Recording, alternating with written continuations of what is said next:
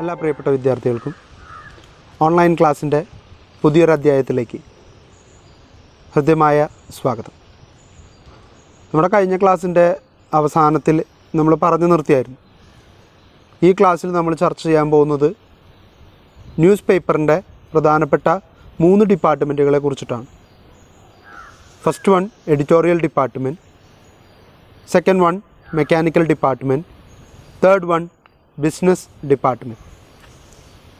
ഈ 3 വിഭാഗങ്ങളിലും ഓരോ വിഭാഗത്തിനും ചെയ്യാനുള്ള പ്രവർത്തനങ്ങൾ എന്താണ്, അവരേതാണ് ഏകീകരിച്ച് ചെയ്യേണ്ടത്, അല്ലെങ്കിൽ അവരുടെ അധികാരപരിധി എന്ന് പറഞ്ഞാൽ ഇതിപ്പോൾ ഒരു യുദ്ധത്തിന് പോകുമ്പോൾ ആരൊക്കെ ഏതൊക്കെ ഭാഗത്തു നിന്ന് പട നയിക്കണമെന്നുള്ള പോലത്തെ പ്ലാനിങ് അല്ല ഞാൻ ഉദ്ദേശിക്കുന്നത്. ഞാൻ പറയുന്നതിന് ഇത്രയേ അർത്ഥമുള്ളൂ. എന്തൊക്കെ ജോലിയായിരിക്കും ഒരു ഡിപ്പാർട്ട്മെൻറ്റിന് കീഴിൽ വരാൻ സാധ്യതയുള്ളത്, അവരതെങ്ങനെ ചെയ്യണം, അതങ്ങനെ ചെയ്യുമ്പോൾ അവർക്കുണ്ടാകുന്ന ബെനിഫിറ്റ് എന്താണ്, ഇങ്ങനെയുള്ള കാര്യങ്ങളാണ് നമ്മളിനി ഈ ഭാഗത്തിൽ ചർച്ച ചെയ്യാൻ പോകുന്നത്. അപ്പോൾ ആ 3 ഡിപ്പാർട്ട്മെൻറ്റുകളെ നമുക്ക് കാര്യമായിട്ടൊന്ന് പരിചയപ്പെടാം. അവരുടെ ഉത്തരവാദിത്തങ്ങൾ ഏതൊക്കെ എന്നുള്ളത് നമുക്കൊന്ന് അറിഞ്ഞു വയ്ക്കാം. അതിനുശേഷം വേണം നമുക്ക് എന്ത് ചെയ്യാനായിട്ട്, അടുത്ത ഭാഗത്തിലേക്ക് കടക്കാനായിട്ട്. ഇത് കഴിഞ്ഞാൽ പിന്നെ സ്ട്രക്ചറാണ്. സ്ട്രക്ചർ നമുക്കറിയാം, എപ്പോഴും സ്ട്രക്ചർ ഒരു ഹയറാർക്കിക്കൽ ഓർഡർ ഉണ്ടായിരിക്കും. ഏറ്റവും ടോപ്പിൽ ഇപ്പോൾ നമ്മൾ ഫ്യൂഡൽ സിസ്റ്റമൊക്കെ പഠിക്കില്ലേ, അപ്പോൾ നമ്മൾ പഠിച്ചിട്ടുണ്ടാവും കിങ്ങിന് താഴെ ലാൻഡ് ലോഡ്സ്, അവരുടെ കീഴിൽ നിൽക്കുന്ന tenant in chief, sub ടെനൻസ്, then local people അല്ലെങ്കിൽ സെർബ്സ്. ഇതാണ് ഹയറാർക്കി എന്ന് പറയുന്നത്. ഇതുപോലെ തന്നെയാണ് പത്രത്തിൻ്റെ ഓരോ ഡിപ്പാർട്ട്മെൻറ്റുകളിലെ ഹയറാർക്കി എന്ന് പറയുന്നതും. Chief editor, sub editor, senior editor, അത് റിപ്പോർട്ടേഴ്സിലായാലും അങ്ങനെ തന്നെ. Chief reporter, senior reporter, sub reporters അല്ലെങ്കിൽ സ്പെഷ്യൽ റിപ്പോർട്ടേഴ്സ്, കറസ്പോണ്ടൻസ്, ട്രെയിനീസ്, ഇങ്ങനെ ഒരുപാട് വിഭാഗങ്ങളായിട്ട് അവരിങ്ങനെ തിരിച്ച് കൊടുത്തിട്ടുണ്ടായിരിക്കും. ഓരോരുത്തർക്കും ഓരോ തരത്തിലുള്ള ഡ്യൂട്ടീസ് ആയിരിക്കും ചെയ്യാനുണ്ടായിരിക്കുക. ഇപ്പോൾ ചീഫ് എഡിറ്റർ പോയിട്ട് ഒരു ലോക്കൽ ന്യൂസ് കളക്ട് ചെയ്യാൻ അദ്ദേഹത്തിന് അതിൻ്റെ ആവശ്യമില്ല. അതിന് സാധാരണ ട്രെയിനീസ് ആയിട്ടുള്ളവരോ അല്ലെങ്കിൽ അല്പം കൂടി ഒരു ചെറിയ ഡിപ്പാർട്ട്മെൻറ്റിലുള്ള ആളുകൾ എന്തായാലും അത് ചെയ്തോളൂ. അദ്ദേഹം അതിന് വേണ്ടിയിട്ട് മെനക്കെടേണ്ട കാര്യമൊന്നുമില്ല. ഇനി ചീഫ് എഡിറ്റർക്ക് എല്ലാ വാർത്തയും വായിച്ചു നോക്കി, കാരണം അതിൻ്റെ ഒരു ഉത്തരവാദിത്തം അദ്ദേഹത്തിനുണ്ടല്ലോ. അപ്പോൾ എല്ലാ വാർത്തയും വായിച്ചു നോക്കി എല്ലാത്തിൻ്റെയും ക്രെഡിബിലിറ്റി ചെക്ക് ചെയ്യേണ്ട കാര്യമില്ല. അതിന് സീനിയർ എഡിറ്റർമാരുണ്ട്, അവരുടെ കൂടി കൂട്ടായിട്ടുള്ളൊരു ഉത്തരവാദിത്തമാണ്. അവരെല്ലാം വായിച്ചു നോക്കും. അല്ലാതെ എല്ലാം ചീഫ് എഡിറ്ററുടെ അടുത്ത് കൊണ്ടുപോയി കൊടുത്താൽ അദ്ദേഹം പേപ്പർ മുഴുവൻ അരച്ച് കലക്കി കുടിച്ചിട്ട് വേണോ പേപ്പർ പ്രിൻ്റ് ചെയ്യാൻ? അതിൻ്റെ ആവശ്യമില്ല. പല ഡിപ്പാർട്ട്മെൻറ്റുകളായിട്ട് തിരിച്ച് പല സീനിയർ എഡിറ്റേഴ്സിൻ്റെ അടുത്ത് ഓരോ പേജുകളായിട്ട് ചിലപ്പോൾ കൊടുക്കേണ്ടി വരും. അല്ലെങ്കിൽ പത്രം ഇറങ്ങാൻ ലേറ്റ് ആവില്ലേ?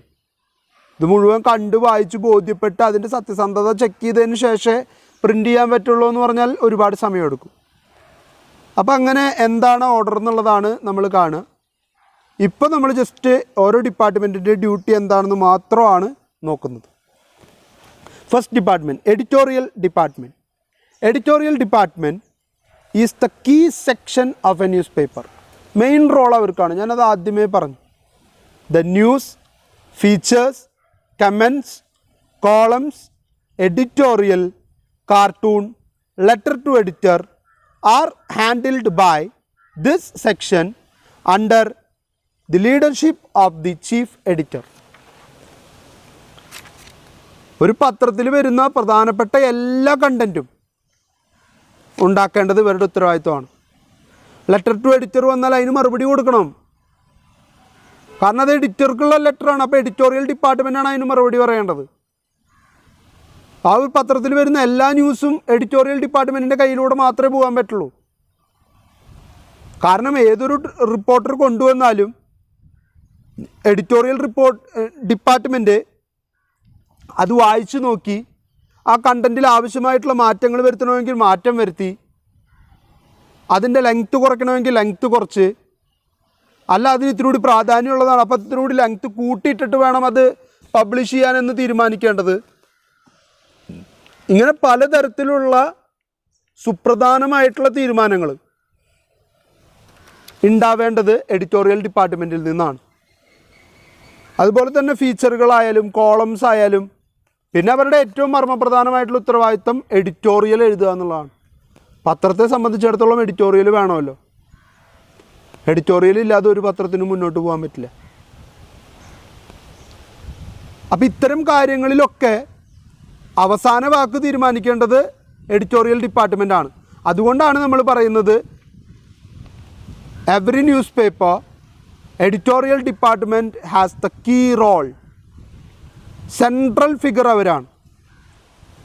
അതിനർത്ഥം മറ്റ് ഡിപ്പാർട്ട്മെൻറ്റുകളില്ലെങ്കിലും എഡിറ്റോറിയൽ ഡിപ്പാർട്ട്മെൻറ്റ് മാത്രം ഉണ്ടായാൽ പത്രം ഇറങ്ങുന്നല്ല കേട്ടോ. ഇപ്പോൾ നമ്മുടെ കോളേജിനെ സംബന്ധിച്ച് തന്നെ എടുക്കാം. നമ്മൾ പറയാണ് പ്രിൻസിപ്പൽക്കാണ് കീ റോൾ ഉള്ളത്. അതിനർത്ഥം പ്രിൻസിപ്പൽ സാർ മാത്രം വന്നിരുന്നാൽ കോളേജ് ഫങ്ഷൻ ചെയ്യും. മറ്റ് അധ്യാപകർ വേണം, വിദ്യാർത്ഥികൾ വേണം. എന്നാൽ മറ്റ് അധ്യാപകരും വിദ്യാർത്ഥികളും മാത്രം ഉണ്ടായ കോളേജ് ഫങ്ഷൻ ചെയ്യും. പ്രിൻസിപ്പൾ ഇല്ല, നമ്മൾ മാത്രമേ ഉള്ളൂ എന്ന് വെച്ചാൽ കോളേജ് ഫങ്ഷൻ ആവോ? ഇല്ല. അപ്പോൾ കീ റോൾ ആർക്കാണെന്ന് വിചാരിച്ച് അയാളില്ലെങ്കിൽ നടക്കില്ല എന്നോ അയാളുണ്ടെങ്കിൽ മാത്രമേ നടക്കുള്ളൂ എന്നോ ഉള്ളൊരു ധാരണയില്ല. പക്ഷെ ഉള്ളതിൽ മെയിൻ റോൾ ആൾക്കാണെന്ന് മാത്രം. A host of assistant editors, news editors, sub editors, special correspondence and reporters work under the chief editor. അപ്പോൾ പല പല വിഭാഗങ്ങളായിട്ട് പല പല ആൾക്കാരുണ്ട്. ഇവരൊക്കെ ചീഫ് എഡിറ്ററുടെ കീഴിൽ തന്നെയാണ് വർക്ക് ചെയ്യുന്നത്. ഇപ്പോൾ ഞങ്ങൾ അധ്യാപകരെല്ലാവരും കൂടെ പ്രിൻസിപ്പൽ സാറിൻ്റെ കീഴിൽ നിന്ന് വർക്ക് ചെയ്യുന്നു എന്ന് പറയുന്ന പോലെ തന്നെയാണ്. അതിൽ കൊമേഴ്സ് ഡിപ്പാർട്ട്മെൻ്റ് ഉണ്ട്, ഇംഗ്ലീഷ് ഡിപ്പാർട്ട്മെൻ്റ് ഉണ്ട്, മലയാളമുണ്ട്, ഹിന്ദിയുണ്ട്. പക്ഷെ ഇവരെല്ലാവരും സെൻറ്റ് ജോസഫ് കോളേജിലെ അധ്യാപകർ എന്ന രീതിയിൽ ഒറ്റക്കെട്ടായി പ്രിൻസിപ്പളുടെ കീഴിൽ വർക്ക് ചെയ്യുന്നു. ഇത് തന്നെയാണ് ഇവരും ചെയ്യുന്നത്. എഡിറ്ററുണ്ട്, റിപ്പോർട്ടറുണ്ട്, സബ് എഡിറ്ററുണ്ട്, ചീഫ് എഡിറ്ററുണ്ട്, സീനിയർ എഡിറ്ററുണ്ട്, കറസ്പോണ്ടൻസ് ഉണ്ട്, റിപ്പോർട്ടിംഗ് ട്രെയിനീസ് ഉണ്ട്. പക്ഷേ ഓൾ ടുഗെദർ ഇവരെല്ലാവരും direct under the leadership of the chief editor. അതാണ് പ്രത്യേകത. പല പല കാറ്റഗറിയിലുള്ള കാര്യങ്ങളൊക്കെ ഇവർ ചെയ്താലും അവർ ചെയ്യുന്ന എല്ലാ പ്രവർത്തനങ്ങളും ഈ പറയുന്ന ഒരൊറ്റ സംഗതിയിലേക്കാണ്, ന്യൂസ് പേപ്പറിലേക്ക് തന്നെയാണ്. അങ്ങനെ ഇവർ ചെയ്യുന്ന പല പ്രവർത്തനങ്ങളെ ക്രോഡീകരിച്ച് ഏകോപിപ്പിച്ച് കൊണ്ടുപോകാൻ ഒരാൾ വേണം. എക്കണോമിക്സിൽ അയാളെ വിളിക്കുക എൻട്രപ്രണർ എന്നാണ്. നമ്മൾ പഠിച്ചിട്ടുണ്ടായിരിക്കും ഫാക്ടേഴ്സ് ഓഫ് പ്രൊഡക്ഷൻ. ഒരു പ്രൊഡക്ഷൻ നടക്കണമെങ്കിൽ 4 ഘടകങ്ങളാണ് വേണ്ടത്. 1 land, 2 labour, 3 capital and the 4th one is entrepreneur. ഇത് 3 ഘടകങ്ങളായിട്ട് നിന്നാൽ കാര്യം നടക്കില്ല. ഈ 3നെയും കൂട്ടിച്ചേർത്ത് അതിനെ ഒരൊറ്റ ബിന്ദുവിലേക്ക് എത്തിക്കണം, എങ്കിലേ അത് ബിസിനസ് ആവുള്ളൂ. ആ കൂട്ടിമുട്ടിക്കുന്ന വ്യക്തിയാണ് എൻട്രപ്രണർ എന്ന് പറയുന്നത്. ഇവിടെ ആ കർത്തവ്യം ചെയ്യുന്നത് ചീഫ് എഡിറ്ററാണ്. ഇവർ പല മേഖലയിൽ പല രീതിയിലുള്ള വർക്കുകൾ ചെയ്യുന്നവരെ എല്ലാവരെയും ഒന്നിച്ചു കൊണ്ടുവന്ന് ഒരു കുടക്കീഴിൽ നിർത്തി പ്രവർത്തനങ്ങളെ ഏകീകരിച്ച് കൊണ്ടുപോകും. They gather news and prepare features, columns, editorial, comments, etc. ഇവർ പലതും ക്രിയേറ്റ് ചെയ്യുന്നു. ന്യൂസ് കണ്ടെത്തുന്നു, ആ ന്യൂസിനെ ന്യൂസാക്കി പ്രിപ്പയർ ചെയ്യുന്നു. പല കോളംസ്, പലതരത്തിലുള്ള വിശകലനങ്ങൾ, പല പല ആശയങ്ങളുടെ സംവദനങ്ങളൊക്കെ ക്രിയേറ്റ് ചെയ്തെടുക്കുന്നു. പക്ഷേ ഈ ക്രിയേറ്റ് ചെയ്തെടുക്കുന്ന എല്ലാത്തിനെയും the chief reporter along with the team of reporters collect news from various places. Most newspapers have separate desk for local, regional, national and foreign news. ഇതിവർ പല ഭാഗത്തു നിന്ന് കളക്ട് ചെയ്ത് കൊണ്ടുവരും. അപ്പോൾ പാവർട്ടിയിൽ നിന്ന് മാത്രം വിവരങ്ങൾ കളക്ട് ചെയ്യാൻ നിയോഗിക്കപ്പെട്ടിട്ടുള്ള ഒരാളുണ്ടാവും. തൃശ്ശൂർ ജില്ലയുടെ കാര്യങ്ങൾ എടുക്കാൻ ഒരാളുണ്ടാവും. കേരള സംസ്ഥാനത്തിൽ രാഷ്ട്രീയപരമായിട്ടുള്ള ഏതെങ്കിലും കാര്യങ്ങൾ റിപ്പോർട്ട് ചെയ്യാനൊരു റിപ്പോർട്ടർ ഉണ്ടാവും. അപ്പോൾ ഏതെങ്കിലും ഒരു പാർട്ടി മറ്റൊരു പാർട്ടിയിൽ നിന്ന് വിട്ട് മറ്റൊരു പാർട്ടിയിലേക്ക് ലയിക്കുന്നു, ഇങ്ങനെ തുടങ്ങിയിട്ടുള്ള വാർത്തകളൊക്കെ സംഭവിക്കും. ഇനി ഇന്ത്യയിൽ മൊത്തം ഡൽഹിയിൽ നിന്ന് റിപ്പോർട്ട് ചെയ്യാനായിട്ടൊരു റിപ്പോർട്ടർ അവിടെ ഉണ്ടായിരിക്കും. അമേരിക്കൻ പ്രസിഡന്റ് തെരഞ്ഞെടുപ്പുമായിട്ട് ബന്ധപ്പെട്ടുള്ള ഏതെങ്കിലും വിവാദങ്ങളോ പ്രശ്നങ്ങളോ ഉണ്ടെങ്കിൽ അത് ചൂണ്ടിക്കാണിക്കാനൊരു അമേരിക്കയിൽ നിന്നൊരു റിപ്പോർട്ടർ ഉണ്ടായിരിക്കും. ഇവരുടെ എല്ലാവരുടെയും വാർത്ത കൊണ്ടുവന്നിട്ട് ഒരൊറ്റ ഡെസ്കിലിട്ടു, ഇനി ഇതിൽ നിന്ന് അങ്ങോട്ട് തപ്പിക്കോ എന്ന് പറയാൻ പറ്റുമോ? അപ്പോഴാണ് എഡിറ്റോറിയൽ ഡിപ്പാർട്ട്മെൻറ്റ് തന്നെ പല വിങ്ങുകളായിട്ട് പല വിഭാഗങ്ങളായിട്ട് തിരിയുന്നു. ലോക്കൽ ന്യൂസ് കൈകാര്യം ചെയ്യാൻ വേറൊരു സെപ്പറേറ്റ് വിങ്, അവർക്ക് കിട്ടുന്ന എല്ലാ ലോക്കൽ ന്യൂസുകളും എടുത്തിട്ട് അതിൽ നിന്ന് ഏത് പബ്ലിഷ് ചെയ്യണമെന്ന് അവർ തീരുമാനിക്കും. ഇപ്പുറത്തൊരു വിഭാഗം നാഷണൽ ന്യൂസ്. ഇപ്പോൾ UP BJP ഘടകത്തിലേക്ക് കോൺഗ്രസിൽ നിന്നും കുറേ പേര് ചേരുന്നു. ഇങ്ങനൊരു വാർത്ത വന്നാൽ അത് നാഷണൽ ഡെസ്ക് ചർച്ച ചെയ്യും. ഈ വാർത്ത കൊടുക്കണോ വേണ്ടയോ, എത്രത്തോളം പ്രാധാന്യം ഇതിനുണ്ട്, അതിനേക്കാൾ മികച്ചൊരു വാർത്ത അപ്പുറത്തേക്ക് എടുക്കുന്നുണ്ടെങ്കിൽ ചിലപ്പോൾ അതിനുള്ള സ്ഥലമുള്ളെങ്കിൽ അതെടുത്തിടേണ്ടി വരും. അപ്പോൾ ഇതൊക്കെ തീരുമാനിക്കുന്നത് സെപ്പറേറ്റ് ഡെസ്കുകളിലായിരിക്കും. ഇതൊരു വിധം വലിയ പത്രങ്ങളുടെ കാര്യം കേട്ടോ. അല്ലാത്തടത്ത് ലോക്കൽ പ്രാദേശികം പേജ് ചർച്ച ചെയ്യാൻ ഒരു ഡെസ്കും ഫ്രണ്ട് പേജും സ്പോർട്സ് പേജും കൈകാര്യം ചെയ്യാൻ വേറൊരു ഡെസ്കും പിന്നെയുള്ള പേജുകൾക്കൊക്കെ കൂടിയിട്ട് ഒരു ഡെസ്ക് എന്നുള്ള രീതിയിലൊക്കെ ചെയ്യേണ്ടി വരും. കാരണം അവർക്ക് അത്രയധികം സ്റ്റാഫിനെ ബെയർ ചെയ്യാനുള്ള സാമ്പത്തിക ശേഷി ഉണ്ടാവില്ല.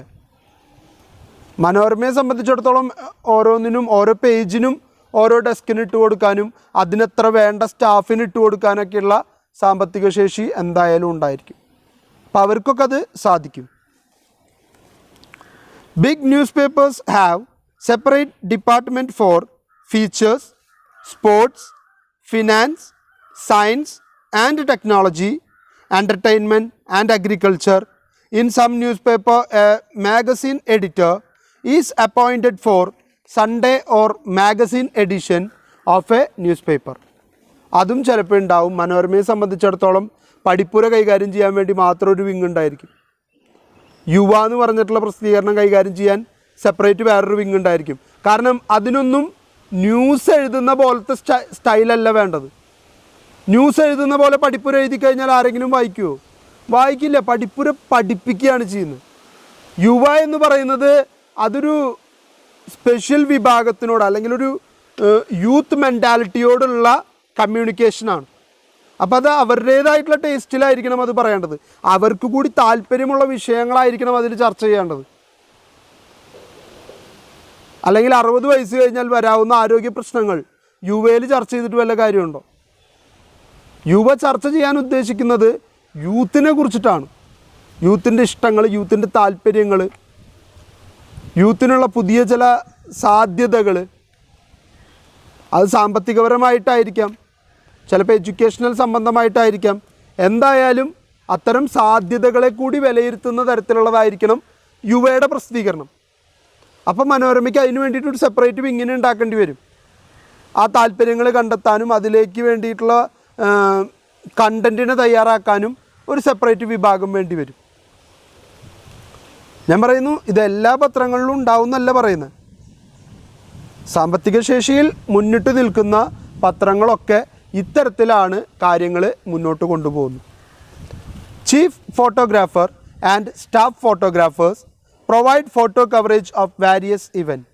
The final touches to a newspaper is given at the copy desk, a place where editing take place.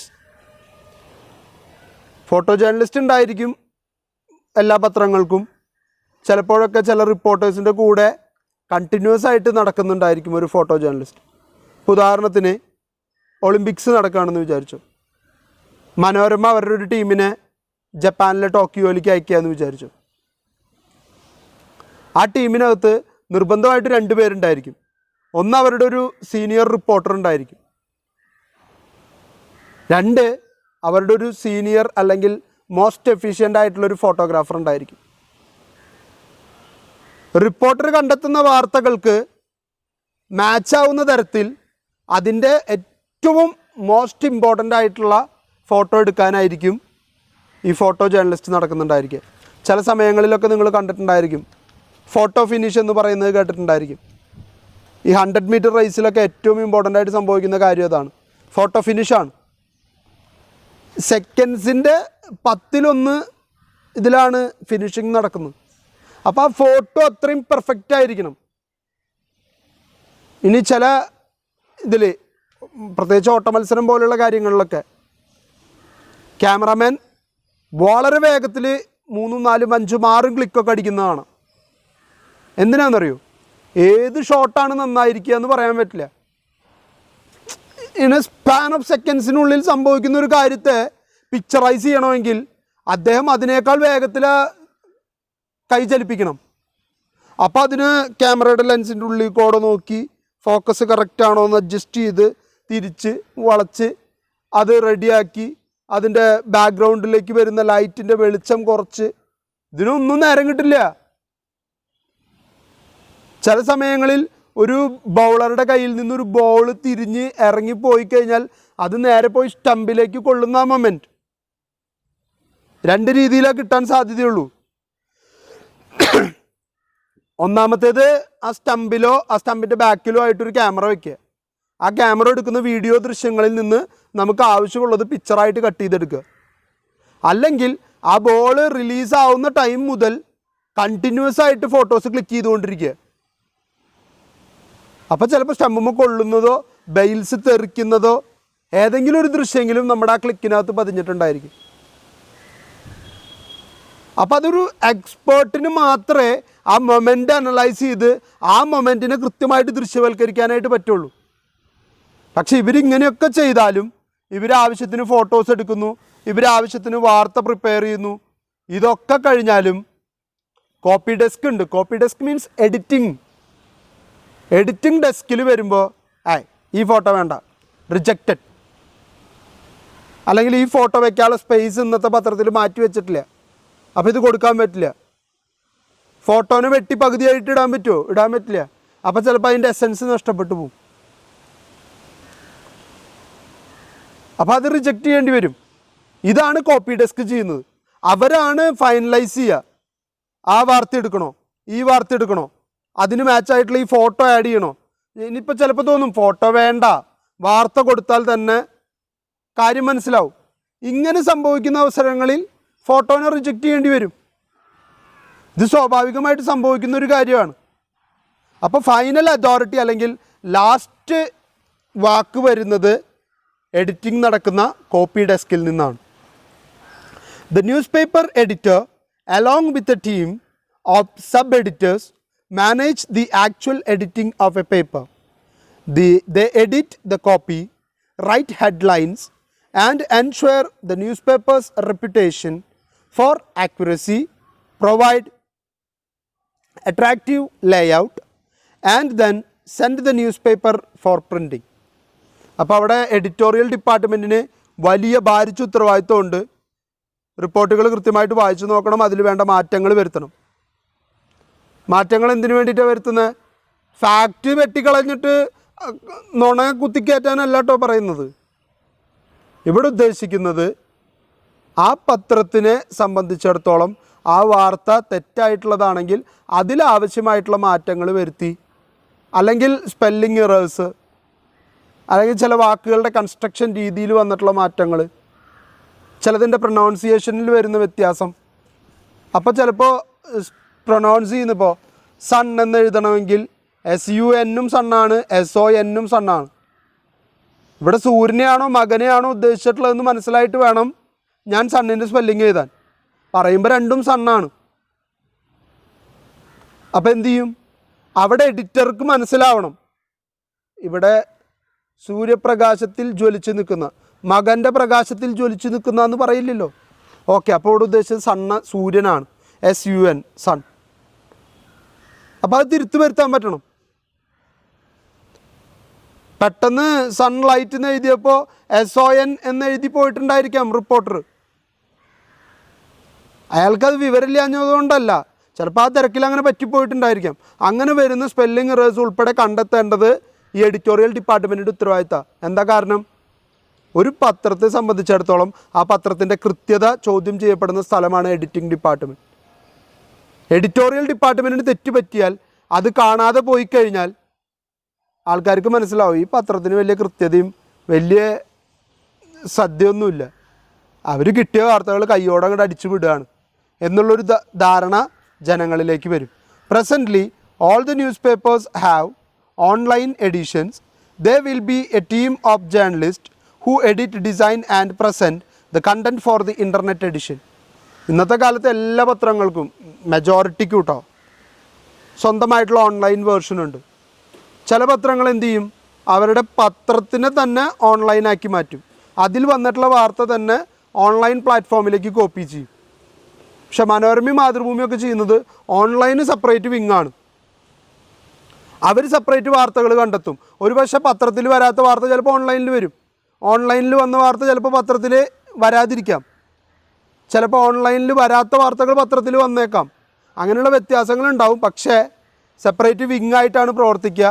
കാരണം ഓൺലൈൻ എഴുതുന്ന രീതിയും ന്യൂസ് പേപ്പർ എഴുതുന്ന രീതിയും രണ്ടും വ്യത്യസ്തമാണ്. ന്യൂസ് പേപ്പറിനെ സംബന്ധിച്ചിടത്തോളം ഒരു വാർത്ത കൊടുത്തു കഴിഞ്ഞാൽ അതിൻ്റെ ബാക്ക്ഗ്രൗണ്ടും കൊടുക്കണം, ഫോളോ അപ്പും കൊടുക്കണം. നേരെ മറിച്ച് ഓൺലൈനിൽ അതിൻ്റെ ആവശ്യമില്ല. കാരണം അതിൻ്റെ താഴെ റിലേറ്റഡ് ന്യൂസ് എന്ന് പറഞ്ഞിട്ട് കൊടുക്കാൻ പറ്റും. അതിൻ്റെ ലിങ്ക് മാത്രം കൊടുത്തു പോയാൽ മതി. ഈ വാർത്ത വായിച്ചു കഴിഞ്ഞിട്ട് നമുക്ക് അതിൻ്റെ മുമ്പ് എന്താ ഉണ്ടായെന്ന് അറിയണമെങ്കിൽ ആ ലിങ്കിൽ തൊട്ടാൽ മതി, ഉടനടി നമ്മൾ അതിലേക്ക് കൊണ്ടുപോകും. ആ ഒരു രീതി പത്രത്തിന് കഴിയാത്തത് കൊണ്ട് പത്രത്തിന് എഴുതുന്ന ശൈലിയും ഓൺലൈനിൽ എഴുതുന്ന ശൈലിയും രണ്ടും വ്യത്യസ്തമാണ്. Then business department. പത്രപ്രവർത്തനം എന്നത് സാമൂഹിക സേവനം മാത്രമല്ല, അതൊരു ബിസിനസ് ആക്ടിവിറ്റി കൂടിയാണ് എന്നുള്ള തിരിച്ചറിവാണ് ഇത്തരത്തിലൊരു ബിസിനസ് ഡിപ്പാർട്ട്മെൻറ്റിൻ്റെ പ്രാധാന്യം ഇന്ന് കൂടുതലാക്കുന്നത്. എന്താണ് ബിസിനസ് ഡിപ്പാർട്ട്മെൻറ്റ് ചെയ്യുന്നതെന്ന് നോക്കാം. The business department of a news paper is of prime importance. മറ്റേത് കീ റോൾ എന്ന് പറഞ്ഞത് പ്രൈം ഇമ്പോർട്ടൻസ് എന്ന് പറഞ്ഞു. To function properly and effectively a news paper has to be run as a business enterprise. ഇന്ന് എല്ലാ പത്രങ്ങളും നടന്നു പോകുന്നത് ഒരു ബിസിനസ് എന്നുള്ള കോൺസെപ്റ്റിലാണ്. അല്ലാതെ പത്രപ്രവർത്തനം സോഷ്യൽ സർവീസ് എന്ന രീതിയിൽ കൊണ്ടുപോകാൻ ഒരു പത്രത്തിനും പറ്റില്ല. ഇവിടുത്തെ ഏറ്റവും പ്രധാനപ്പെട്ട പത്രങ്ങളെന്നറിയപ്പെടുന്ന മനോരമ, മാതൃഭൂമി, ദേശാഭിമാനി, മംഗളം, മാധ്യമം ഉൾപ്പെടെയുള്ള പത്രങ്ങൾക്ക് പോലും അത് അവകാശപ്പെടാനായിട്ട് പറ്റില്ല. കാരണം സർവീസ് ആയിക്കഴിഞ്ഞാൽ അവർ പിന്നെ പൈസ മേടിക്കുന്നത് നിർത്തേണ്ടി വരും, അഡ്വർടൈസ്മെൻറ്റ് കുറയ്ക്കേണ്ടി വരും. അപ്പോൾ അവരുടെ റവന്യൂ മുട്ടിക്കാൻ അവർക്ക് പാടുപെടേണ്ടി വരും. അതേസമയം അല്പം എത്തിക്സ് ഒന്ന് മാറ്റി വെച്ചാൽ ആവശ്യത്തിൽ കൂടുതൽ പൈസ ഉണ്ടാക്കാം. ആവശ്യത്തിൽ കൂടുതൽ എന്ന് പറയാൻ കാരണം ഇവരുടെ ഈ സ്ഥാപനം നടത്തിക്കൊണ്ട് പോകുന്നതിനേക്കാൾ കൂടുതൽ പൈസ, ഞാൻ ആദ്യമേ പറഞ്ഞല്ലോ, ബിസിനസ് ആയി കഴിഞ്ഞാൽ ലാഭത്തിലേക്കായിരിക്കണം. അപ്പോൾ ഈ ലാഭനഷ്ട സാധ്യതകളെ വിലയിരുത്തി ഒരു പത്രത്തെ ഇഫക്റ്റീവായിട്ട് മുന്നോട്ട് നയിക്കുന്നതിൽ പ്രധാന ഘടകമാണ് ബിസിനസ് ഡിപ്പാർട്ട്മെൻറ്റ് എന്ന് പറയുന്നത്. Usually the business department consist of 2 sections, namely advertising and circulation. ഒരു വിഭാഗം അഡ്വർടൈസിങ്ങിൻ്റെ കാര്യങ്ങൾ മാത്രം നോക്കും. എവിടെ നിന്നൊക്കെ നമുക്ക് അഡ്വർടൈസ്മെൻറ്റ് മേടിക്കാൻ പറ്റും, ഓരോ അഡ്വർടൈസ്മെൻറ്റിന് എത്ര രൂപ ചാർജ് ചെയ്യണം, ഏതൊക്കെ സൈസിന് എത്രയൊക്കെയാണ് ചാർജ് നമ്മൾ ഫിക്സ് ചെയ്യേണ്ടത്, ഇങ്ങനെയുള്ള കാര്യങ്ങൾ അഡ്വർടൈസ്മെൻറ്റുമായിട്ട് റിലേറ്റ് ചെയ്തിട്ടുള്ള എല്ലാ കാര്യങ്ങളും ആ ഡിപ്പാർട്ട്മെൻറ്റും. ദെൻ നമുക്ക് എങ്ങനെ സർക്കുലേഷൻ കൂട്ടാൻ പറ്റും, എവിടെയൊക്കെ നമുക്ക് പുതിയ വായനക്കാരെ സൃഷ്ടിച്ചെടുക്കാൻ പറ്റും. നിങ്ങൾ കണ്ടിട്ടുണ്ടായിരിക്കും ചില കോളേജുകൾക്ക്, ഇപ്പോൾ നമ്മുടെ കോളേജ് ഉൾപ്പെടെയുള്ള വിദ്യാഭ്യാസ സ്ഥാപനങ്ങൾക്കൊക്കെ 10 പേപ്പർ മനോരമ ഡെയിലി കൊടുക്കാനായിട്ട് തീരുമാനിക്കുന്നു. പത്ര വിതരണത്തിൻ്റെ ഉദ്ഘാടനം മനോരമ തൃശ്ശൂർ ചീഫ് എഡിറ്ററിൽ നിന്ന് സ്കൂൾ ലീഡർ കൈപ്പറ്റുന്നു, ഫോട്ടോ വരും. എന്താ കാരണം? 10 പത്രം അവിടെ കൊടുത്തെങ്കിലും അത് ഫ്രീ ആയിട്ട് മനോരമ കൊടുക്കുന്ന. മനോരമയ്ക്ക് 70 രൂപ നഷ്ടം വരും. പക്ഷേ ആ 70 രൂപയ്ക്ക് 10 എണ്ണം സർക്കുലേഷനിൽ കൂടുതൽ വന്നു. 1 ലക്ഷത്തിൻ്റെ പരസ്യപ്പുറത്ത് കിട്ടും. അപ്പോൾ ഈ 70 രൂപ ഒരു നഷ്ടമാണോ? അല്ല. ഇങ്ങനെയാണ് സർക്കുലേഷൻ കൂട്ടുക. ഈ സർക്കുലേഷൻ എന്ന് എപ്പോഴും ഓളിയിടുന്നതിൻ്റെ കാരണം അതാണ്. മനോരമ പറയും സർക്കുലേഷനിൽ 1-ാം സ്ഥാനത്ത്, മാതൃഭൂമി പറയും സർക്കുലേഷനിൽ 1-ാം സ്ഥാനത്ത് നിൽക്കുന്ന പത്രത്തിന് ലഭിക്കുന്ന വർധനവിനേക്കാൾ ഇരട്ടി വർധനവ് വായനക്കാരിൽ ഉണ്ടാകുന്ന പത്രം. ദേശാഭിമാനി പറയും ഏറ്റവും കൂടുതൽ ഒരു പർട്ടിക്കുലർ കാറ്റഗറിയിൽപ്പെട്ട അല്ലെങ്കിൽ ഏറ്റവും കൂടുതൽ ആളുകൾ വായിക്കാൻ ഇഷ്ടപ്പെടുന്ന പത്രം. ഇങ്ങനെ എന്തെങ്കിലുമൊക്കെ ടാഗ് ലൈൻ കൊടുത്താലേ ആൾക്കാരെ കൂടുതലായിട്ട് ഇതിലേക്ക് അട്രാക്റ്റ് ചെയ്യാനായിട്ട് പറ്റുള്ളൂ. വായനക്കാരൻ എത്രത്തോളം കൂടുന്നോ, സർക്കുലേഷൻ എണ്ണത്തിൽ എത്രത്തോളം കൂടുന്നോ, അതിനനുസരിച്ച് പരസ്യത്തിൻ്റെ റേറ്റിൽ മാറ്റം വരും, പരസ്യങ്ങളുടെ എണ്ണത്തിൽ മാറ്റം വരും. ഇപ്പോൾ മനോരമ 3 കോടി ചാർജ് ചെയ്യുന്ന ഒരു പരസ്യത്തിന് മാതൃഭൂമിയിലാണ് നിങ്ങൾ കൊടുക്കുന്നതെങ്കിൽ ചിലപ്പോൾ 2.5 കോടിയേ പറയുള്ളൂ. കാരണം അതാണ് സർക്കുലേഷനിലുള്ള വ്യത്യാസം. ഈ മാറ്റത്തിന് വേണ്ടിയിട്ടാണ് ഇവർ ഈ സർക്കുലേഷൻ ഇങ്ങനെ ഉയർത്താൻ ശ്രമിക്കുന്നത്. അപ്പോൾ അതിന് വേണ്ടിയിട്ട് അപ്പുറത്ത് ചിലപ്പോൾ ഫ്രീ ആയിട്ട് പത്രം കൊടുക്കേണ്ടി വരും. ഈ 10 പത്രവും ചിലപ്പോൾ സ്കൂളിലെ ഒറ്റ പിള്ളേർ വായിച്ചു നോക്കുന്നുണ്ടാവില്ല. അതൊന്നും മനോരമയ്ക്ക് വിഷയമല്ല. 10 എണ്ണം കൂടുതൽ അടിച്ചിറക്കാൻ പറ്റുന്നുണ്ടോ അത് മതി. അപ്പം പരസ്യത്തിൻ്റെ എണ്ണത്തിൽ കൂടുതൽ വരുത്താനായിട്ട് പറ്റും. അപ്പോൾ നിങ്ങൾ ചോദിക്കും, അങ്ങനെയാണെങ്കിൽ മനോരമയ്ക്ക് എന്നും ഒരു 15,000 കോപ്പി കൂടുതൽ അടിച്ചിറക്കി അല്ലെങ്കിൽ 1,00,000 കോപ്പി കൂടുതൽ അടിച്ചിറക്കി സർക്കുലേഷൻ കൂട്ടിക്കൂടെ? ആ 1,00,000 കോപ്പി അടിച്ചിറക്കണതിൻ്റെ പേരിൽ 7 ലക്ഷം രൂപ, പത്രത്തിന് 7 രൂപയാണെന്ന് വിചാരിച്ചോ, 7 ലക്ഷം രൂപ അവർക്ക് നഷ്ടം വരും. പക്ഷെ അവർക്കൊരു 25 ലക്ഷത്തിൻ്റെ പരസ്യം കിട്ടുന്നുണ്ടെങ്കിൽ അത് ലാഭമല്ല സാറേന്ന് ചോദിച്ചൂടെ? പക്ഷേ കണക്കുകളെപ്പോഴും മനോരമ പറയുന്നത് എല്ലാവരും തൊണ്ട തൊടാതെ വിഴുങ്ങിക്കൊള്ളണമെന്നില്ല. Audit bureau of circulation ABC എന്ന് പറഞ്ഞിട്ടൊരു സംഘടനയുണ്ട്. ഇന്ത്യയിൽ ഇറങ്ങുന്ന എല്ലാ പബ്ലിക്കേഷൻസിൻ്റെയും 6 മാസം കൂടുമ്പോഴുള്ള സർക്കുലേഷൻ കണക്ക് അവർ പുറത്തു വിടും. അവരുടെ കണക്ക് സത്യസന്ധമായിരിക്കും. എത്ര പേര് ഈ പത്രം വരുത്തുന്നുണ്ട്, അതിലെത്ര പേര് വായിക്കുന്നുണ്ട്, എവിടെയൊക്കെ പത്രം ചിലവാവാതെ കെട്ടിക്കിടക്കുന്നുണ്ട്, ഇതൊക്കെ അവർ കൃത്യമായിട്ട് അനലൈസ് ചെയ്യും. അപ്പോൾ അവിടെ ഈ 7 ലക്ഷം കാണാനില്ലെങ്കിൽ അല്ലെങ്കിൽ ഈ 1 ലക്ഷം കോപ്പിയുടെ പൈസ അവിടെ കാണാനില്ലെങ്കിൽ സർക്കുലേഷൻ്റെ എണ്ണത്തിൽ പെടില്ല. ABC കൃത്യമായിട്ടുള്ള കണക്ക് വിടും. കാരണം ABC ഒരു നോൺ വോളണ്ടറി സൊസൈറ്റിയാണ്, നോൺ പ്രോഫിറ്റബിൾ സൊസൈറ്റിയാണ്. അവർ പൈസയ്ക്ക് വേണ്ടി വർക്ക് ചെയ്യുന്നതല്ല, ഗവൺമെൻറ്റിന് വേണ്ടി വർക്ക് ചെയ്യുന്നതാണ്. അവരുടെ പൈസ ഗവൺമെൻറ് കൊടുത്തോളൂ. അപ്പോൾ ഇതാണ് വ്യത്യാസം എന്ന് പറയുന്നത്. Depending on the size, the advertisement department for local display, national display, classified advertisement, tenders and legal notices. പത്രസ്ഥാപനത്തിൻ്റെ വലിപ്പം അനുസരിച്ച് ചിലപ്പോൾ ഈ പറഞ്ഞ അഡ്വർടൈസ്മെൻറ്റ് ഡിപ്പാർട്ട്മെൻറ്റിന് പിന്നെയും വിഭജിച്ചിട്ടുണ്ടാവും. ലോക്കലായിട്ടുള്ള പരസ്യങ്ങൾ, ബിഗായിട്ടുള്ള പരസ്യങ്ങൾ, ഒരു കേരളം മൊത്തം അറിയപ്പെടേണ്ട പരസ്യം. ഇപ്പോൾ ചില സമയത്ത് പത്രത്തിൻ്റെ ഫ്രണ്ട് പേജ് ഫുള്ളായിട്ട് പരസ്യം വരും. അത് കേരളം മുഴുവനുള്ള എല്ലാ എഡിഷനിലും. എന്തിനു വേണ്ടിയിട്ടാണ്? അത്രയും വൈഡായിട്ടുള്ള രീതിയിൽ അത് ആക്സെപ്റ്റൻസ് കിട്ടണം എന്നുള്ളത് കൊണ്ടാണ്.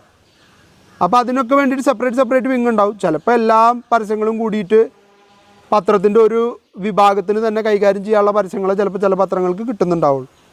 The circulation wing of a news paper deal with the despatch of copies to the reader. This department undertakes various effort to boost circulation through promotional activities such as contests, discount or profit cards, sponsorship and insurance scheme to the readers. അവരതിനു വേണ്ടി പല മാർഗ്ഗങ്ങൾ ഉപയോഗിക്കും. ചില entertainment ഗെയിമുകൾ കൊണ്ടുവരും, sudoku പോലത്തെ puzzles കൊണ്ടുവരിക. അപ്പോൾ ആൾക്കാർ അത് വായിക്കാനും, അല്ലെങ്കിൽ നിങ്ങൾ കണ്ടിട്ടുണ്ടായിരിക്കും സ്വർണ്ണത്തമ്പോല പോലത്തെ കോമ്പറ്റീഷനുകൾ. ഒരു കളം തരും, ഓരോ ദിവസം 3 അക്കങ്ങൾ പ്രിൻ്റ് ചെയ്യും. അത് നമ്മളുടെ കാർഡിലുണ്ടെങ്കിൽ പല ഗെയിം കാർഡുകൾ നിങ്ങൾ കണ്ടിട്ടില്ലേ? അപ്പോൾ ഈ പത്രം വായിച്ചാലേ ആ 3 സംഖ്യകൾ ഏതാണെന്ന് അറിയാൻ പറ്റുള്ളൂ എന്നുള്ളതുകൊണ്ട്, അല്ലെങ്കിൽ പത്രം വരുത്തിയാലേ ഈ കാർഡ് അതിൻ്റെ കൂടെ കിട്ടുള്ളൂ എന്നുള്ളത് കൊണ്ട് ആ പത്രം വരുത്താനും ഡെയിലി അത് നോക്കി കളിക്കാനും, അപ്പോൾ സാരി, സ്വർണ്ണ നാണയം, മോട്ടോർ ബൈക്ക് എന്നൊക്കെ പറഞ്ഞിട്ട് ഒരുപാട് സമ്മാനങ്ങൾ കാണിച്ച് നമ്മളെ പ്രലോഭിപ്പിച്ച് ഈ പത്രം മേടിക്കാനായിട്ട് ശ്രമിക്കും. അങ്ങനെ വിറ്റഴിച്ചാൽ മാത്രമേ സർക്കുലേഷനിൽ അവർക്കത് കൂടുതൽ കാണിച്ച് അതിൻ്റെ പേരിൽ അഡ്വർടൈസ്മെൻറ്റ് ഇനിയും കൂട്ടാനായിട്ട് പറ്റുള്ളൂ. അതുപോലെ തന്നെ മനോരമയുടെ വരിക്കാർക്ക് മാത്രം 10 രൂപ വാർഷിക പ്രീമിയം അടയ്ക്കൂ, കുടുംബത്തിന് മുഴുവൻ 5 ലക്ഷത്തിൻ്റെ കവറേജ് നേടിയെടുക്കൂ. അതുപോലെ തന്നെ ഡിസ്കൗണ്ട് കൂപ്പൺ, ഈ കാർഡുമായിട്ട് നിങ്ങൾ ഇന്ന് ഞങ്ങളുടെ ഷോപ്പ് സന്ദർശിക്കുകയാണെങ്കിൽ 1000 രൂപയുടെ സാധനം നിങ്ങൾക്ക് 850 രൂപയ്ക്ക് ഞങ്ങൾ നൽകുന്നതായിരിക്കും. ഈ ഓഫർ ഇന്നത്തെ മനോരമ പത്രത്തോടൊപ്പം ലഭിക്കുന്ന ഈ കാർഡ് ഉപയോഗിച്ച് മാത്രം. ഒരു കാർഡിന് ഒരു ഡിസ്കൗണ്ട് കൂപ്പൺ. അപ്പോൾ നിങ്ങൾക്ക് 2 ആൾക്ക് മേടിക്കണമെങ്കിൽ 2 പത്രം പോയിട്ട് മേടിക്കണം. ഒരു പത്രം എക്സ്ട്രാ മേടിച്ചിട്ട് വരണം. എന്നിട്ട് 2ൽ നിന്നുള്ള കാർഡ് വെട്ടിയെടുത്തിട്ട് ആ കടയിൽ കൊണ്ടുപോയി കൊടുത്താൽ അവർ ആ വിലയ്ക്ക് തരും. അപ്പോൾ എന്താ കാരണം? 2 രീതിയിൽ അത് മെച്ചമുണ്ടാക്കും. ഒന്ന്, ഈ കാർഡ് കൊണ്ടുവന്നവൻ പരസ്യം ചെയ്യുമല്ലോ, പ്രോഡക്റ്റ് മേടിക്കുമല്ലോ. നാച്ചുറലി ചിലപ്പോൾ അത് 850 വിൽക്കാൻ വെച്ചിട്ടുള്ള പ്രോഡക്റ്റ് ആയിരിക്കും. വിറ്റഴിയാണ്ടായപ്പോൾ 1000-ൻ്റെ പ്രോഡക്റ്റ് 850 കൊടുക്കാൻ വെച്ചിട്ടുള്ളതായിരിക്കും. അവർ ഡിസ്കൗണ്ട് സെയിൽ എന്ന് പറയണേക്കാൾ അട്രാക്ഷൻ ഉണ്ടായിരിക്കും. ഈ കാർഡിലെ ഈ ഭാഗം വെട്ടിക്കൊണ്ട് വന്നാൽ നിങ്ങൾക്ക് ഡിസ്കൗണ്ട് തരുന്നതായിരിക്കും. ഇത് മനോരമ പത്രം വായിക്കുന്നവർക്ക് മാത്രം. ഭയങ്കരമായല്ലോ അത്.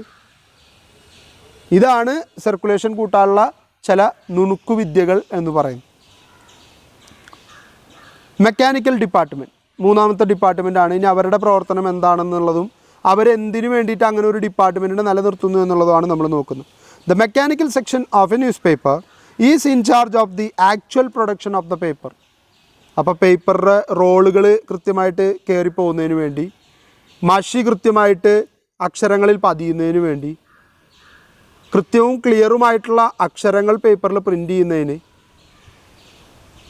അതിനുശേഷം പ്രിൻ്റ് ചെയ്ത് വരുന്ന പേപ്പറുകൾ ഓരോ പേപ്പറിൻ്റെ ഇടയിൽ ഓരോ പേപ്പർ വെച്ച് അതിനെ ഫോൾഡ് ചെയ്യാനൊരു മെഷീൻ, അത് കഴിഞ്ഞ് അതിനെ സെറ്റാക്കി എണ്ണം തിരിച്ച് കെട്ടുകളാക്കി മാറ്റുന്നതിന് വേറൊരു machine.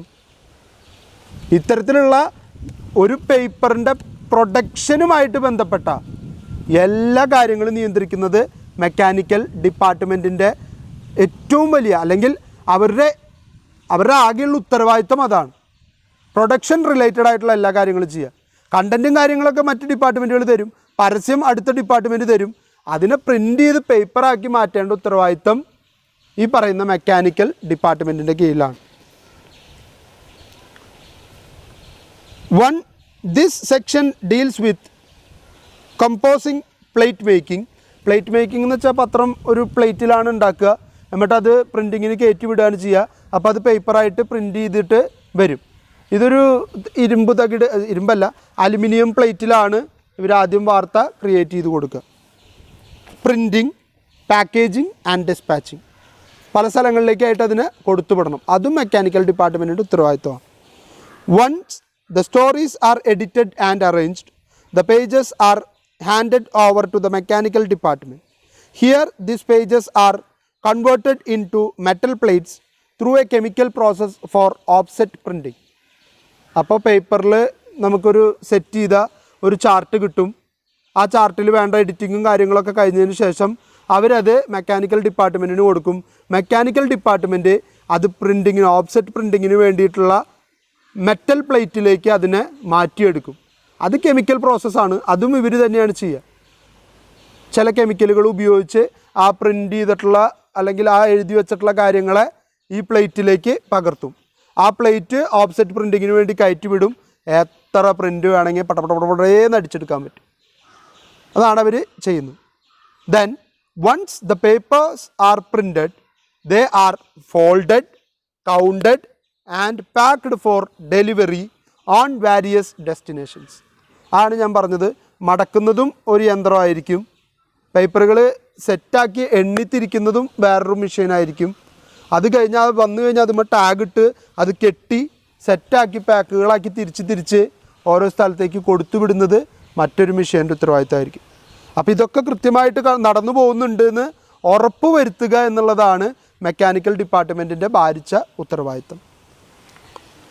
Meticulous care and monitoring are needed in each of these stages to bring out standard newspaper. ഒരു നല്ല ന്യൂസ് പേപ്പർ പുറത്തിറങ്ങണമെങ്കിൽ ഈ മേഖലകളിലൂടെയൊക്കെ കൃത്യമായിട്ടുള്ള മോണിറ്ററിങ് നടക്കണം. ചിലപ്പോൾ പ്രിൻ്റ് വരുമ്പോൾ ആ പ്രിൻ്റ് പരന്നിട്ടാണ് വരണമെങ്കിൽ എന്ത് ചെയ്യാൻ പറ്റും? അപ്പോൾ അത് മെക്കാനിക്കൽ ഡിപ്പാർട്ട്മെൻറ്റ് അപ്പോൾ തന്നെ ഫൈൻഡ് ഔട്ട് ചെയ്ത് അതിനുള്ള സൊല്യൂഷൻ കണ്ടെത്തി ആ സൊല്യൂഷൻ ഉപയോഗിച്ച് അത്തരത്തിൽ മഷി പരക്കാതിരിക്കാൻ വേണ്ട നടപടികൾ സ്വീകരിക്കേണ്ടി വരും. അപ്പോൾ ഇതിൻ്റെ കൃത്യമായിട്ടുള്ള മോണിറ്ററിങ് നടന്നാൽ മാത്രമേ പത്രം നല്ലൊരു സ്റ്റാൻഡേർഡോടുകൂടി പുറത്തേക്ക് ഇറക്കാനായിട്ട് ഒരു പത്രസ്ഥാപനത്തിന് സാധിക്കുകയുള്ളൂ. അപ്പം മെക്കാനിക്കൽ ഡിപ്പാർട്ട്മെൻറ്റിന് അത്രയും ഭാരിച്ചൊരു ഉത്തരവാദിത്തമാണ് ഏൽപ്പിച്ചു കൊടുത്തിട്ടുള്ളത്. അപ്പോൾ നമ്മൾ ഇത്രയും പറഞ്ഞതിൻ്റെ ഒരു രക്തചുരുക്കം അല്ലെങ്കിൽ ഒരു കൺക്ലൂഡിങ് ആണ് നമ്മളിനി നടത്താനായിട്ട് പോകുന്നത്. Big news papers have more specialised departments than the above mentioned. Newspaper business is like any other corporate business venture. പലപ്പോഴും നമ്മളിപ്പോൾ കേട്ടതിനേക്കാൾ കൂടുതലായിട്ടുള്ള പല ഡിപ്പാർട്ട്മെൻറ്റുകളും ഉള്ള 5 ഡിപ്പാർട്ട്മെൻറ്റുകളായിട്ട് വർക്ക് ചെയ്യുന്ന ചില ന്യൂസ് പേപ്പേഴ്സൊക്കെ നമ്മുടെ നാട്ടിലുണ്ടായിരിക്കും. അത് അവരുടെ സാമ്പത്തിക ശേഷി, ഞാൻ പറഞ്ഞല്ലോ, എല്ലാ സ്റ്റാഫിനെയും തീറ്റിപ്പോറ്റാൻ കഴിവുള്ളൊരു സ്ഥാപനമാണെങ്കിൽ അവർ പല ഡിപ്പാർട്ട്മെൻറ്റുകളായിട്ട് ചെയ്യും. അതെന്ത് കാണിക്കും? ആ പത്രത്തിൻ്റെ ക്വാളിറ്റി കാണിക്കും, ആ പത്രത്തിൽ വരുന്ന വാർത്തയുടെ എലമെൻറ്റിൻ്റെ ക്വാളിറ്റി കാണിക്കും, അതിൻ്റെ പരസ്യത്തിലുണ്ടാവുന്ന വർധനവ് കാണിക്കും. ചില പത്രങ്ങളുണ്ട്, നമ്മൾ മഞ്ഞപ്പത്രം എന്നൊക്കെ പറഞ്ഞ് തള്ളിക്കളയുന്ന ചില പത്രങ്ങൾ, അവരെന്തെങ്കിലും കോൺട്രവേഴ്സി ഉണ്ടാക്കിയെടുത്തിട്ട് അതിലൂടെ പത്രം വിറ്റ് നോക്കാനായിട്ട് ശ്രമിക്കുന്ന ആൾക്കാരാണ്. പക്ഷെ ഇപ്പോൾ മനോരമ വായിക്കുന്ന ഒരാൾ, മാതൃഭൂമി വായിക്കുന്ന ഒരാൾ, അയാൾ ഡെയിലി വായിക്കുന്നുണ്ടായിരിക്കും. അല്ലാതെ ഒരു കോൺട്രവേഴ്സി ഉണ്ടാകുമ്പോൾ മാത്രം പത്രം വായിക്കുന്ന ആളായിരിക്കില്ല അയാൾ. ഇതാണ് വ്യത്യാസം എന്ന് പറയുന്നത്. അപ്പോൾ ആ ഒരു സ്റ്റാൻഡേർഡ് നിലനിർത്തണമെങ്കിൽ പല ബിസിനസ് ഗ്രൂപ്പുകളായിട്ട് തിരിഞ്ഞ് അല്ലെങ്കിൽ പല ടീം വർക്കുകളായിട്ട് ചെയ്യേണ്ടതായിട്ട് വരും. ഇത്തരത്തിൽ ഇങ്ങനെ ഇത് മാനേജ് ചെയ്ത് കൊണ്ടുപോകുന്നതിൻ്റെ കാരണം ഇന്ന് പത്രം എന്ന് പറയുന്നത് ഒരു കോർപ്പറേറ്റ് ബിസിനസ് എൻറ്റിറ്റി ആയിട്ട് മാറിക്കഴിഞ്ഞു. എല്ലാവരും തമ്മിൽ മത്സരമാണ്. അതും ചെറുകിട മത്സരമല്ല, വലിയ രീതിയിൽ കമ്പനികൾ തമ്മിൽ നടക്കുന്ന ഒരു കോർപ്പറേറ്റ് വാർ പോലെയാണ് ഇന്ന് പത്രസ്ഥാപനങ്ങളിൽ നടക്കുന്നത് എന്നുള്ളത്. All the modern management principles are applied in order to maximize profit and to render the best product to the readers. ഇന്ന് ഏറ്റവും കൂടുതൽ പ്രോഫിറ്റ് ഉണ്ടാക്കാൻ കഴിയുന്ന രീതിയിലേക്ക് തങ്ങളുടെ പത്രത്തെ വളർത്തിയെടുക്കുന്നതിന് വേണ്ടിയിട്ടാണ് ഇവരിങ്ങനെ പല ഡിപ്പാർട്ട്മെൻറ്റുകളായിട്ട് തിരിയുന്നതും ഒരുപാട് ആൾക്കാരെ വെച്ചിട്ട് അതിൻ്റെ ഏറ്റവും നല്ല മാക്സിമം നല്ല അല്ലെങ്കിൽ ദി ബെസ്റ്റ് ഔട്ട്പുട്ട് പുറത്തേക്ക് എടുക്കാനായിട്ട് ശ്രമിച്ചുകൊണ്ടിരിക്കുന്നു. കാരണം കോമ്പറ്റീഷനാണ്. നാളെ നമ്മളുടെ ഔട്ട്പുട്ട് മോശമായാൽ അതിനേക്കാൾ മികച്ച ഔട്ട്പുട്ട് കൊടുക്കുന്ന ഇഷ്ടംപോലെ പത്രങ്ങളുണ്ടാവും. അപ്പോൾ ആ പത്രങ്ങളിലേക്ക് നമ്മളുടെ റീഡേഴ്സ് പോവും.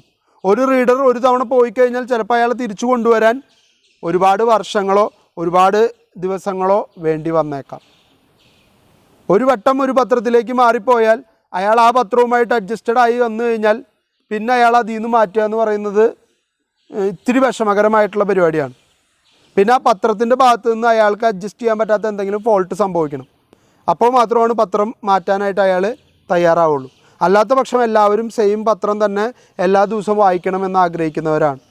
നിങ്ങൾ ആരെങ്കിലും നിങ്ങളുടെ വീട്ടിൽ ചേട്ടാ തിങ്കൾ ചൊവ്വ മനോരമ, ബുധൻ വ്യാഴം മാതൃഭൂമി, വെള്ളി ശനി ഞായർ ദേശാഭിമാനി ഇട്ടോ എന്ന് പറയാൻ പറ്റൂ? പറഞ്ഞ് ഇട്ട് തരുമോ? ഇല്ല. നമുക്ക് ഏതെങ്കിലും ഒരു പത്രത്തിൻ്റെ സർക്കുലേഷൻ എടുക്കാനേ പറ്റുള്ളൂ.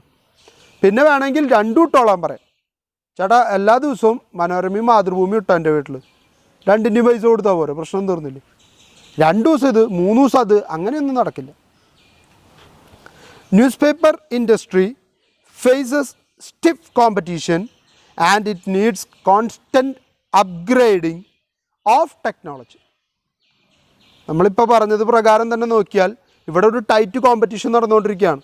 ആർക്ക് ഒന്നാമതെത്തണം, ആർക്ക് പ്രചാരത്തിൽ മുന്നോട്ട് വരാൻ പറ്റും, എവിടെയൊക്കെ നമുക്ക് പ്രചാരം കൂട്ടാനുള്ള വഴികൾ ഉപയോഗിക്കാം, ഇങ്ങനെയുള്ള കാര്യങ്ങൾ ഇങ്ങനെ ആലോചിച്ച് നിൽക്കുന്നത് കൊണ്ട് നമ്മൾ ആദ്യം ചിന്തിക്കേണ്ട കാര്യം ടെക്നോളജിയിൽ വരുന്ന മാറ്റങ്ങളെ കണ്ട് അത് മനസ്സിലാക്കി അത് തിരിച്ചറിഞ്ഞ് നമ്മൾ എന്ത് ചെയ്യണം?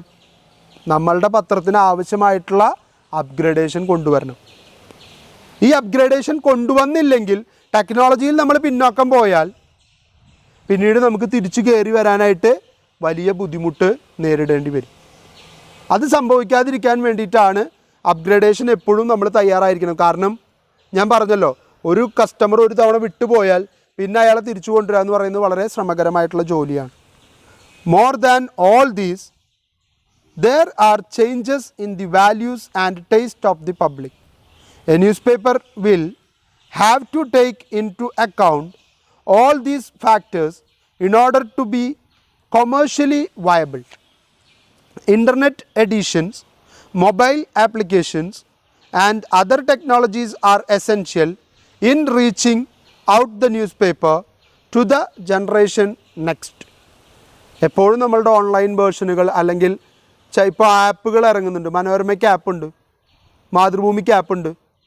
അവരുടെ രാവിലത്തെ പത്രം നമ്മളുടെ ആപ്പിൽ നമ്മൾ ഫോണിൽ ഇൻസ്റ്റാൾ ചെയ്ത് കഴിഞ്ഞാൽ രാവിലെ തുറക്കുമ്പോൾ അന്നത്തെ പത്രം കാണാം നമുക്ക്. ഇങ്ങനെ കാലഘട്ടത്തിനൊപ്പം സഞ്ചരിക്കാൻ പത്രങ്ങൾ തയ്യാറായാൽ മാത്രമേ പത്രത്തിന് നിലനിൽപ്പുണ്ടാവുള്ളൂ. ചിലപ്പോൾ ഒരു സമീപ ഭാവിയിൽ പ്രിൻറ്റിംഗ് ഒക്കെ നിർത്തേണ്ട ഒരു സാഹചര്യം വരും. കാരണം പേപ്പർ ഉണ്ടാവണമെങ്കിൽ മരത്തിൻ്റെ പശ ഉപയോഗിച്ചിട്ട് വേണം. അപ്പോൾ അത് കിട്ടുക എന്ന് പറയുന്നത് പ്രാവർത്തികമല്ലാത്തത് കൊണ്ടും ഒരുപാട് മരങ്ങൾ കട്ട് ചെയ്ത് കളയേണ്ടി വരുന്നത് കൊണ്ടും പ്രിൻറ്റിംഗ് എന്ന് പറയുന്നതിനെ മാക്സിമം പ്രൊമോട്ട് ചെയ്യാതിരിക്കാനാണ് എല്ലാവരും നോക്കുന്നത്. അപ്പോൾ അങ്ങനെ ഒരു സാഹചര്യത്തിൽ എന്ത് ചെയ്യേണ്ടി വരും? നമ്മൾ കൃത്യമായിട്ട് ഓൺലൈൻ വേർഷനിലേക്കോ മറ്റ് സാധ്യതകളിലേക്കോ പത്രം നീങ്ങേണ്ടതായിട്ട് വരും. അപ്പോൾ അതുകൊണ്ടാണ് പറയുന്നത് ടെക്നോളജിയോടൊപ്പം യാത്ര ചെയ്യാൻ ഇന്നത്തെ പത്രങ്ങൾ എവിടെ തയ്യാറാവുന്ന അല്ലെങ്കിൽ എപ്പോഴാണോ തയ്യാറാവാൻ താല്പര്യം കാണിക്കുന്നത് അപ്പോൾ മാത്രമേ എന്ത് സംഭവിക്കുന്നുള്ളൂ? പത്രത്തിന് വളർച്ച എന്ന് പറയുന്നത് പൂർണ്ണമായിട്ടും നേടിയെടുക്കാനായിട്ട് പറ്റുള്ളൂ. അല്ലെങ്കിൽ പത്രം പിന്നോട്ട് പോവും. ടെക്നോളജിയിൽ നമ്മൾ എത്രത്തോളം പിന്നോട്ട് പോകുന്നു അത്ര കണ്ട് സർക്കുലേഷനും കുറയാനുള്ള സാഹചര്യം കൂടുതലാണ്. അപ്പോൾ ഇന്നെടുത്ത ഈ ഭാഗം 3 department, editorial, mechanical, business department കൃത്യമായിട്ട് പഠിക്കുക, മനസ്സിലാക്കുക.